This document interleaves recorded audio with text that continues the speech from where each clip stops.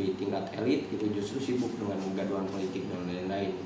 Akhirnya bahwa hari ini pun gitu ya, bangsa Indonesia krisis yang namanya negarawan gitu, hanya sebatas mungkin inflasi politisi, kebanyakan politisi yang misalkan dengan kos politik yang gede sampai miliaran gitu mau nyalek DPR gitu.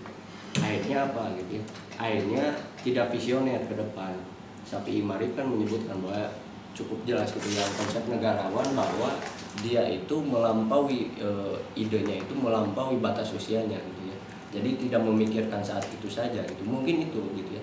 Yang dibutuhkan oleh Indonesia, dia tidak memikirkan saat ini 1-2 tahun ke depan, tetapi 50 tahun ke depan Indonesia mau jadi apa gitu. Itu yang kedua. Yang ketiganya adalah bahwa mungkin semua orang sepakat gitu, karena konteksnya politik hari ini sering gaduh gitu ya, maka perlu ada pemimpin yang belusukan juga di tingkat elit gitu ya. Artinya kenal satu sama lain, tetap menjaga komunikasi dengan yang lain. Mungkin kemarin meninggalnya Taufik Kemas mungkin ada beberapa tanggapan gitu ya. Artinya Taufik Kemas komunikasinya bisa berbeda dengan Megawati atau gimana gitu.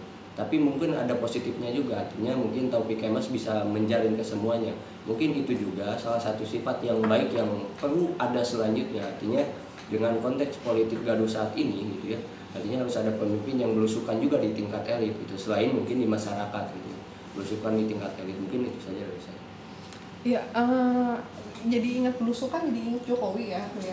Kalau menurut teman-teman, Jokowi sendiri bisa dijadikan model nggak? Model kepemimpinan ala Jokowi kan banyak ya di koran dan lain. Jadi kenapa dia terkenal? Karena dia mendobrak sesuatu yang belum pernah ada. Itu. Nah menurutku dia bisa jadi model. Jadi dalam artian ada model kepemimpinan Hitler tuh terkenal sama apanya sih? Otoriternya, perintahnya, doktrinnya. Sekarang kita sebetulnya harus bangga karena si Jokowi ini jadi model. Nggak cuma di Indonesia aja, di ASEAN, bahkan di dunia dia disorot. Bupati ini yang wali kota Solo yang di Jakarta gitu. Jadi bahkan masuk ke beberapa media nasional, Time dan itu dia dibicarakan ya Jokowi. Jadi itu bisa jadi model. Nah kira-kira apa nanti 2014 itu kita membutuhkan pemimpin seperti itu? Terlepas dia mau atau tidak, tapi gayanya yang kita ini gayanya itu gimana dari teman-teman? Kira-kira gimana? Gayanya harus seperti Jokowi itu cukup harus ditiru presiden kita nanti atau bagaimana? Harus yang punya gaya seperti itu atau bagaimana kira-kira? Bagus nggak?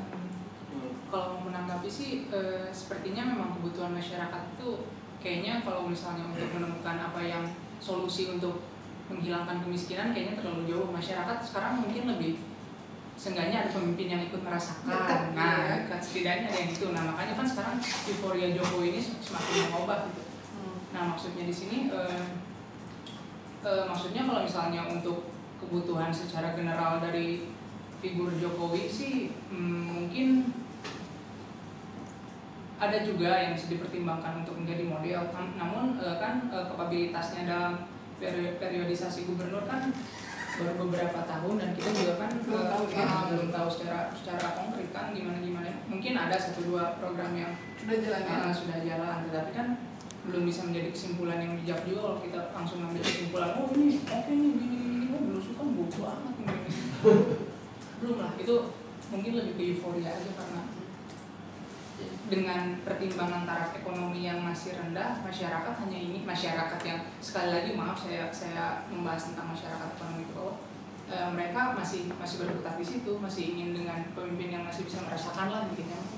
Jadi belum visioner untuk berpikir ke depan. Pemimpin itu harusnya tuh mereka punya gagasan bagus nih mengenai sistem pemenang yang gitu-gitu yang belum dimiliki oleh masyarakat. Sebenarnya yang kenal sering datang ke tempat mereka. Nah iya, nyambung sama pernyataan saya yang sebelumnya. Minimal jadi dia bisa diketahui dulu ya, mau turun lah bahasa kasar. Gimana? Belum ngomong nih. Ayo. Lagi install.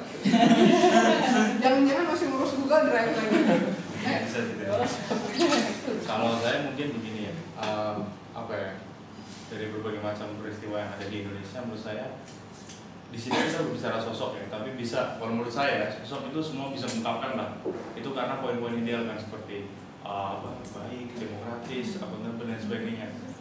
Tapi bagi saya ini harusnya lebih diarahkan ke sistem, karena setelah saya menganalisa berbagai jalannya presiden yang ada di Indonesia, itu tidak terpengaruh gitu. Kita tahu bagaimana kemampuan intelektual, kemampuan keberanian Soekarno, kemampuan mempengaruhi dia terhadap pemimpin negara lain sehingga dia bisa membuat KKA, membuat Konevo, menentang PBB, memerdekakan Indonesia dan lain sebagainya.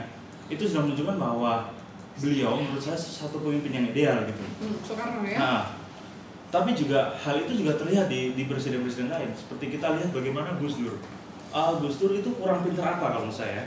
Kalau boleh dikatakan kita berbicara mengenai kuasa relasi, kuasa power, bahwa setidaknya pemimpin itu dia mempunyai masa di grassroots, dia mempunyai satu hubungan darah atau keturunan dari ningrat, bisa dikatakan seperti itu, ningrat atau elit lah ya. Karena dengan negara yang patrimonial seperti ini, kita susah punya pemimpin yang bukan siapa-siapa bisa menjadi pemimpin gitu loh. Jadi harus dibutuhkan satu pemimpin yang ya gitu. Dan satunya dia mempunyai kemampuan intelektual yang tinggi. Artinya 3 poin itu menurut saya sudah bisa menjadi backup seharusnya untuk memimpin negara ini. Tapi terbukti dia juga jengah menghadapi sistem yang berjalan di Indonesia ketika dia melihat kenyataan ketika dia duduk menjadi presiden, dia harus menghadapi bahwa DPR sekarang keadaannya seperti ini gitu. Maka keluarlah dekret dia gitu. Kemudian bagaimana dia membubarkan beberapa kementerian, 3 kementerian kalau nggak salah. Jadi kalau menurut saya sosok apapun kita tidak bisa mengharapkan yang banyak ketika budaya politik dan sebagainya masih berjalan seperti sekarang status quo gitu. Dan untuk kedepannya kita juga tidak bisa mengharapkan yang lain-lain, nama-nama lain selain nama-nama yang telah ada muncul di media sekarang seperti Prabowo, Megawati, Hatta Rajasa, Jokowi, Mahfud, Wiranto, Surapaloh, Gita Wirjawan, Bakri, atau Pramono Edi. Jadi kita tidak mungkin mempunyai presiden selain nama-nama itu gitu. Jadi memang paradoksnya di sini antara sosok ideal dan realita gitu. Jadi kalau sosok ideal menurut saya diskusi tentang sosok ideal kurang signifikan karena semua bisa mengungkapkan angan-angan kita ingin ini, kita ingin itu, kita ingin. Tapi bagaimana di realita kita tidak mungkin menemukan seperti itu gitu loh. Karena dengan sistem yang sekarang orang-orang ideal itu tidak bisa muncul gitu menurut saya. Berarti dengan kata lain dari sekian nama yang tadi Reno sebutkan itu belum ada sosok ideal ya? Belum. Ya, itu. Jadi memang kenapa Div itu memberikan tema ini di awal, kita sadar di antara nama-nama calon presiden yang sudah diinginkan oleh media kita belum menemukan sosok ideal gitu. Jadi makanya kita coba dalam tanda kutip anggap aja wajahnya gelap dulu, kita lihat di badannya dia butuh apa aja gitu. Nanti kita masukkan ini ke media, fokus mana sosok ideal ini. Nanti pada perjalanannya dengan harapan siapapun yang mau jadi presiden itu bisa terpicu dengan tulisan-tulisan kita bahwa ente kalau mau jadi presiden jangan asal punya duit terus nyalon, punya nggak barang-barang ini gitu. Kredibilitas, tidak pernah kena kasus korupsi dan lain-lain baik perusahaannya maupun anaknya dan lain-lain. Ini memang betul-betul tidak memalukan gitu menjadi presiden. Yang kedua, yang tadi Reno bilang, nanti ke depan setelah kita menemukan sosok ideal, walaupun memang sekarang belum ada, nanti kita akan lihat gitu. Jadi dengan permasalahan bangsa yang A sampai Z ini, ancaman dan lain-lain, kita IPM kita sekian ini, kita butuh sosok yang seperti apa? Kalau Indonesia permasalahannya kayak kemarin pada saat zaman 45 baru merdeka, belum pada ngerti Facebook dan lain-lain gitu, memang butuh sosok seperti Bung Karno. Bersatu dulu deh, nasionalis dulu, berbeda-beda tapi satu jua lah. Yang tadinya Aceh kerajaan, Jogja kerajaan, nanti kita nyatu dulu deh. Masalah makan dan lain nanti kita cari sama-sama.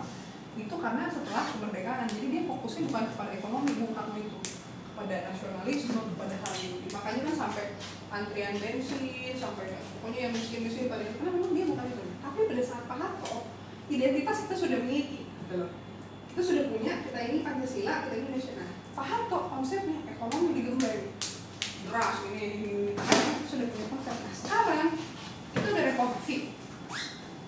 Kondisi kita saat ini apa? Kita sekarang sedang perang teknologi, sosial media. Siapa yang menguasai media, dia menguasai dunia. Makanya calon-calon presiden sekarang berusaha lomba-lomba menguasai media. TV1, Metro, dan lain-lain, tidak usah disebutin. Karena apa? Yang menguasai media, dia akan menguasai, punya power.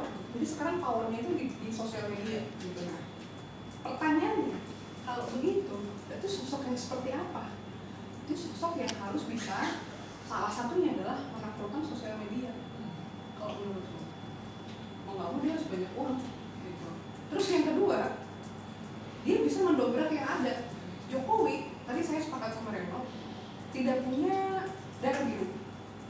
Dalam artian dia bukan seperti Megawati bapak anaknya presiden gitu kan. Kemudian Tommy, kemudian Prabowo itu masih tingkat anaknya Sumitra. Tapi Jokowi enggak gitu loh. Kemudian yang kedua, tadi selain grassroots, dia juga nggak punya pengikut, dia lebih jelas Ahmadiyah bukan, NU bukan, apa bukan gitu kan. Nah kemudian intelektual juga lumayan, tapi dia bisa mendongkrak gitu loh, dia bisa menerobos walaupun dia ibaratnya naik pesawat sendirian duduk di ekonomi dan dia nggak peduli apa kata orang. Berarti dia apa? Pokoknya dia nggak peduli orang ngomong apa. Dan mungkin kita juga butuh pemimpin yang cuek kayak gitu. Terserah gue mau cuma pakai kemeja putih terus